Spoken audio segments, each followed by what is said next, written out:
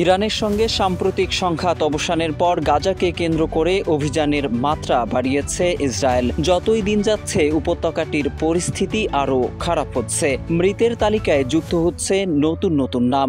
এরই মধ্যে জানা গেছে গাজা থেকেই এবার মিসাইল হামলা হয়েছে ইসরায়েলে। গাজা উপত্যকা থেকে ইসরায়েলে মিসাইল হামলার খবর জানিয়েছে খোদ ইসরায়েলের সংবাদ মাধ্যম। গতকাল ৬ জুলাই আঘাত হানা এই মিসাইলে বেশ ক্ষয়ক্ষতির কথা জানানো হয়েছে। অবরুদ্ধ গাজা থেকে মিসাইলটি ইসরায়েলের অধিকৃত নিরিম এলাকায় আঘাত হেনেছে বলে জানানো হয়েছে।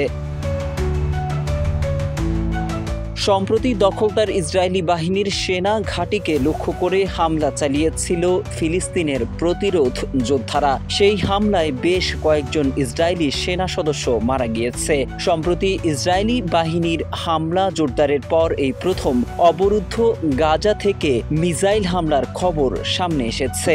এক্সট্রিম মশার কয়েল প্ল্যান্ট ফাইবার দিয়ে তৈরি, তাই সহজে ভাঙে না, সুগন্ধিযুক্ত ও নিরবিচ্ছিন্নভাবে জ্বলে। ডেঙ্গু, চিকুনগুনিয়া বাহি সহ যে কোনো মশার বিরুদ্ধে দেয় এক্সট্রিম সুরক্ষা। ইসরায়েলি সংবাদ মাধ্যম চ্যানেল 12 এর বরাতে আল মায়াদিন জানিয়েছে গাজা থেকে ছোড়া ক্ষেপণাস্ত্রটি অধিকৃত নিরিম এলাকার ভবনগুলোতে আঘাত হানতে সক্ষম হয়েছে। এই ক্ষেপণাস্ত্র হামলায় উল্লেখিত এলাকায় বস্তুগত ক্ষতি হয়েছে। 2023 সালের আল আকসা ফ্লাডের সময়কার ক্ষতিগ্রস্ত পাড়া যেটি পুনর্গঠন চলছিল সেখানেই পড়েছিল মিসাইলটি।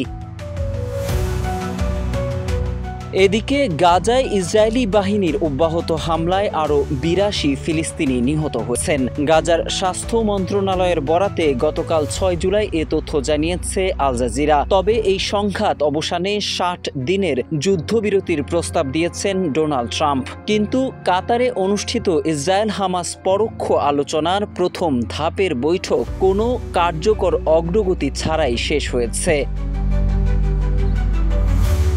হামাস ইসরায়েল এই পরোক্ষ বৈঠক এমন এক সময়ে অনুষ্ঠিত হলো যখন আজ 7 জুলাই যুক্তরাষ্ট্রে পৌঁছেছেন বেনিয়ামিন নেতানিয়াহু। উদ্দেশ্য ডোনাল্ড ট্রাম্পের সঙ্গে সাক্ষাৎ। ইসরায়েলের প্রধানমন্ত্রী নেতানিয়াহুর ভাষ্য, ট্রাম্পের সঙ্গে এই সাক্ষাৎ শিগগিরই একটি যুদ্ধবিরতিতে পৌঁছাতে সহায়তা করবে। মোহাম্মদ সাইফুল ইসলাম, বাংলা নিউজ।